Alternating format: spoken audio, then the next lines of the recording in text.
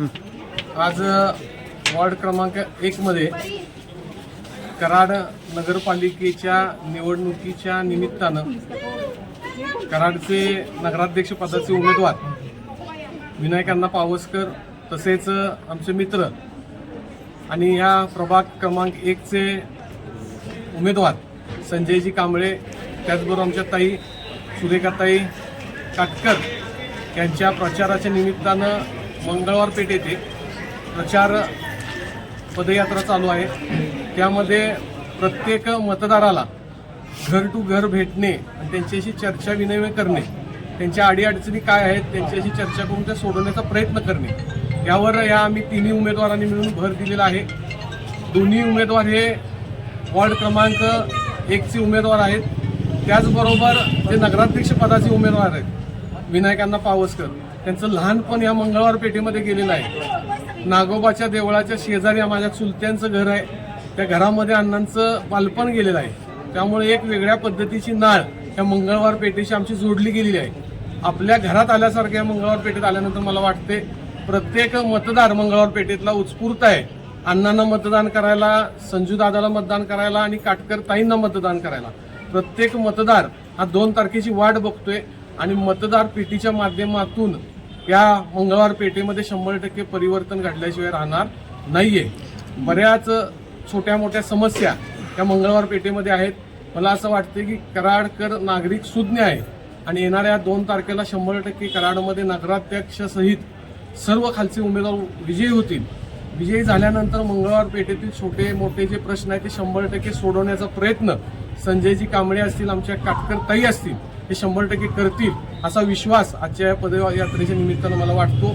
नागरिकांच्यात गेल्यानंतर नागरिकांचा उत्स्फूर्त प्रतिसाद बघितल्यानंतर आनंद झाला। सर्व एक गट्टा मतदार या मतदारसंघामध्ये काम करणारे भारतीय जनता पार्टीच्या कमळ चिन्हावर मतदान करणार आहेत। मी आज सर्व कराड शहराबरोबर 1 नंबर प्रभागातील सर्व मतदारांना आवाहन करू इच्छितो की उद्याच्याला सायंकाळी 2 वाजता दत्त चौक येथे महाराष्ट्राचे लाडके मुख्यमंत्री आदरणीय देवेंद्रजी फडणवीस साहेब यांची सभा होणार आहे। त्या सभेसाठी आवर्जून सगळ्यांनी उपस्थित राहावे। साहेबांचं तुम्हाला माहिती आहे की बोलत नाही तर करून दाखवतात, त्या भावनेतून साहेब उद्या येणार आहेत। कराड शहरासाठी भरभरून साहेब देतील अशी सर्वांना अपेक्षा आहे। 100% कराडची सत्ता ही 100% कराडकर नागरिक ही भारतीय जनता पार्टीच्या हातात देतील।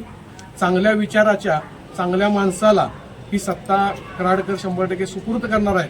त्यामुळं केंद्रात भारतीय जनता पार्टी सरकार, राज्यात भारतीय जनता पार्टी सरकार, सातारा लोकसभेला भारतीय जनता पार्टीचा खासदार, कराड दक्षिणचे भारतीय जनता पार्टीचे आमदार, कराडचा नगराध्यक्ष तसेच नगरसेवक पण 100% भारतीय जनता पार्टीचे नागरिक, सुज्ञ नागरिक निवडून देतील अशी आशा या प्रचार दौऱ्यानिमित्त मला वाटतं। तुम्ही आता कराडमधील म्हणजे कराड शहरामधील मतदारांना काय आवाहन कराल? कराड शहरातील सर्व मतदारांना मी आवाहन करू इच्छितो की भारतीय जनता पार्टीचे या कराड शहरामध्ये 27 उमेदवार उभे आहेत। हे 27 उमेदवार त्यातले जवळजवळ 70 ते 80% उमेदवार हे समाजाचं आपण काहीतरी देणं लागतो, जनसेवा हीच ईश्वर सेवा हे मानून चालणारे उमेदवार आहेत। आपल्याला नगरसेवक पदाचं कार्ड पाहिजे आणि कार्ड घेऊन सगळ्या गावभर फिरायचं आहे, अशा दृष्टिकोनातून एकही उमेदवार आपण दिलेला नाही, उमेदवारी दिलेली नाही। त्यामुळे कराड शहरातील सर्व नागरिकांना मी आवाहन करू इच्छितो की आपण चांगला माणूस त्या मतदारसंघातील असेल, नगराध्यक्ष पदाचा असेल, विचाराचा माणूस, त्याचबरोबर अनुभव असणारा माणूस आणि वेळ देणारा माणूस हा निवडून द्यावा अशी अपेक्षा कराडकर जनतेकडून मी करतो।